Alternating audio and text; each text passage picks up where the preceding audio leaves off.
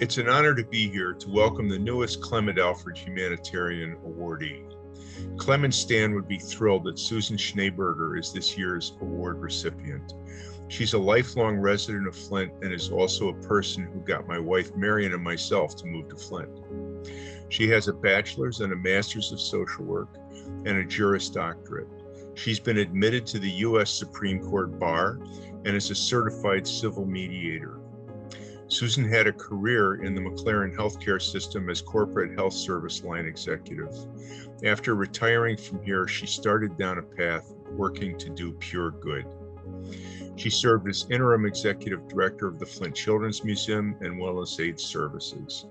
She then served as director of the Urban Health and Wellness Center at University of Michigan, Flint. After she retired again, she took over as the director of the Greater Flint Health Coalition's Children's Healthcare Access Project, as well as the Elevated Blood Lead Level Case Management and Family Support Coordination programs. These are extremely innovative and complicated social determinants of health-driven programs. It's perhaps her legacy.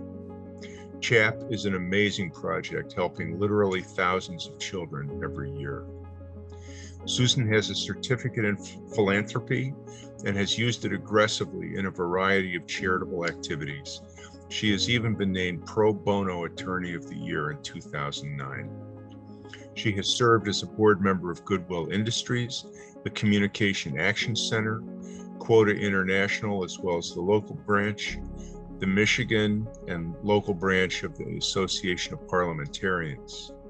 She has raised money for indigent children around the world and has traveled extensively to support those charitable activities. She has been a supporter of the Flint Institute of Music and a congregant of Woodside Church. Congratulations, Susan.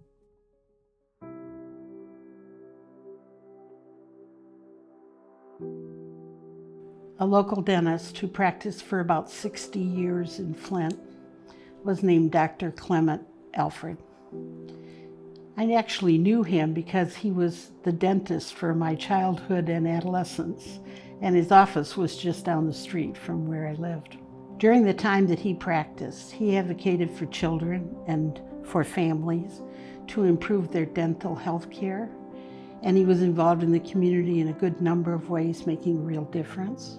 His family proposed to the Community Foundation of Greater Flint a fund that would give an award like this in his honor to people who were healthcare professionals and who exemplified the kind of dedication to the community that Dr. Alfred had had. This award has gone now for more than 25 years, and generally it goes to one person each year.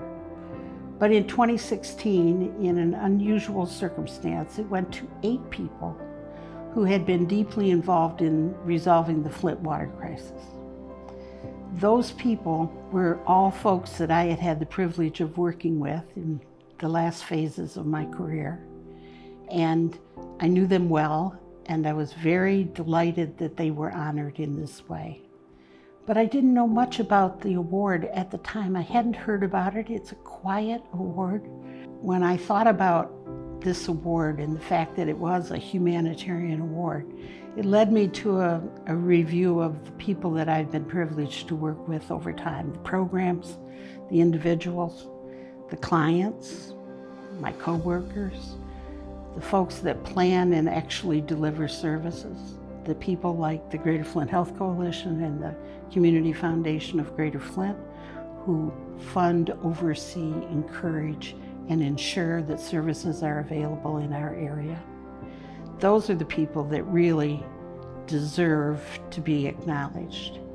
And this award, to my way of thinking, is much less about my accomplishments and much more about the synergy that we have all been able to create together over time.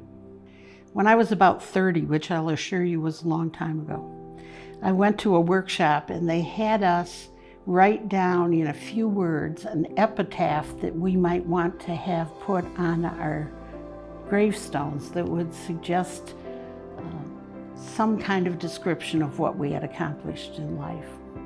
So I thought about that and I decided that for me, I would like them to put, "She made a difference." And it seems to me that this award is in its way an affirmation that maybe I did make a difference. And it has caused me to be both moved and delighted at receiving it.